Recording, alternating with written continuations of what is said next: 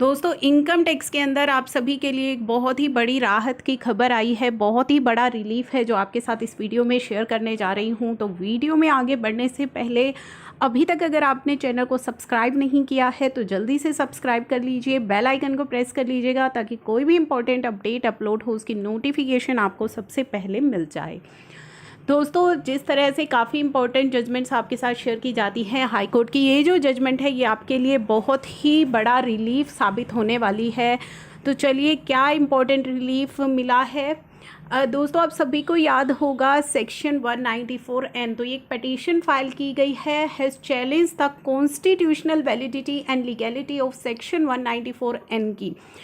तो section 194N की जो कॉन्स्टिट्यूशनल वैलिडिटी है इसको चैलेंज किया गया है इस रिट पटिशन के अंदर, और यहाँ पे इसको लेकर के रिलीफ भी दिया गया है which mandates the deduction of tax at source at rate of 2% on cash withdrawal from banking company exceeding 1 crore in a financial year. तो सेक्शन 194N कहता है कि अगर आपका 1 करोड़ से ऊपर का विड्रॉल है तो 2% TDS बैंक्स जो है वो आपका काटेंगे। ठीक है, इन केस अगर आप नॉन फाइलर्स हैं, इनकम टैक्स के अंदर आपने 2 सालों की रिटर्न फाइल नहीं की है तो वहाँ पे हायर रेट से डिडक्ट होगा। तो ये भी सेक्शन 194N के अंदर है, और बैंक के लिए जो फंक्शनैलिटी है वो भी ला दी गई है इनकम टैक्स पोर्टल पर, जहाँ से वो चेक कर सकते हैं कि आपके ऊपर 194N एप्लीकेबल है या नहीं है। ठीक है, तो ये सेक्शन इंसर्ट किया गया था फाइनेंस एक्ट 2019 के द्वारा, जो इफेक्टिव हुआ 1 सितंबर 2019 को, और सब्सटीट्यूट किया गया बाय फाइनेंस एक्ट 2020। अब पेटिशनर ने सबमिट किया है कि ये जो 194N है it's beyond the legislative competence of parliament, and entry 82 जो है लिस्ट 1 ऑफ शेड्यूल 7 की जो एंट्री 82 है उसके भी ये जो है बियॉन्ड है, यानी कि उसके ऊपर जा कर के अपनी पावर को ओवरराइड करते हुए जो है ये सेक्शन लाया गया है। इट्स अलाउ द पार्लियामेंट, क्योंकि जो हमारा लेजिस्लेटिव कॉम्पिटेंस ऑफ पार्लियामेंट है और एंट्री 82 है of list 1 of schedule 7 of the constitution की, वो अलाउ करती है पार्लियामेंट को to enact law for imposition, collection and levy of tax on income. तो वो अलाउ करती है पार्लियामेंट को कि वो इम्पोज करे, कलेक्ट करे, या किसी भी इनकम पर जो टैक्स है वो लेवी कर सकता है। And Parliament cannot legislate a provision stipulating deduction of tax at source from an amount which is admittedly not an income. तो पार्लियामेंट ऐसा नहीं कर सकती है कि किसी जो है अमाउंट पर TDS डिडक्ट करे जो कि एक इनकम का पार्ट नहीं है, and such legislation would be beyond the competence of Parliament under entry 82 list 1 of schedule 7 of the Constitution. ठीक है, तो ये इसके बियॉन्ड है। Petitioner has challenge the impugned legislation on several grounds, पर उन्होंने चैलेंज किया है as appear from the grounds of petition which according to me have sub substance and require consideration of final adjudication by this court. तो इसके अंदर कुछ substance है and it require consideration.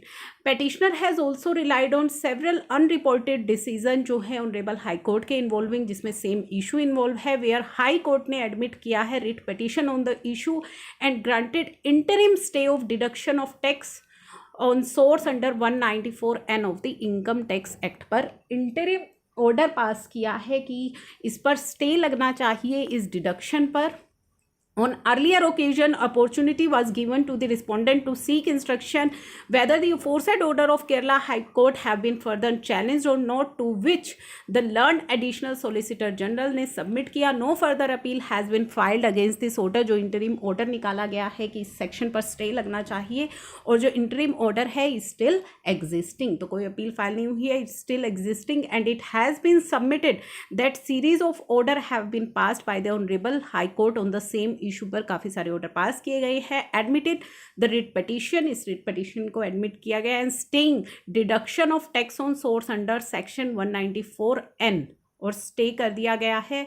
Considering the fact I am incline to grant interim order restraining the respondent authority, यानी कि जो income tax authority है interim order pass किया गया है to restrain the income tax authority from deduction of tax on source of the basis of section 194 and till 30 सितंबर 2021। तो respondent authorities जो income tax authorities है उनको रिस्ट्रेन किया गया है कि 30 सितंबर 2021 तक 194(n) के तहत जो डिडक्शन ऑफ टैक्स है वो नहीं हो। Respondent are directed to file affidavit to the in opposition within 4 weeks from the date, affidavit file करने के लिए, and petitioner to file reply करे उसकी within 2 weeks thereafter. तो 31 सितंबर 2021 तक इस पर स्टे लगाने का ऑर्डर दिया गया है और इसका जो फाइनल ऑर्डर है दोस्तों वो 30 सितंबर तक आ ही जाएगा, क्योंकि 30 सितंबर तक इस पर स्टे लगा दिया गया है कि 30 सितंबर तक जो सेक्शन 194(n) है उसके तहत जो TDS डिडक्ट होता है वो नहीं डिडक्ट होगा। तो नहीं डिडक्ट होना चाहिए, इस तरह का ऑर्डर पास किया जा चुका है। काफ़ी इंपॉर्टेंट है ये ऑर्डर दोस्तों।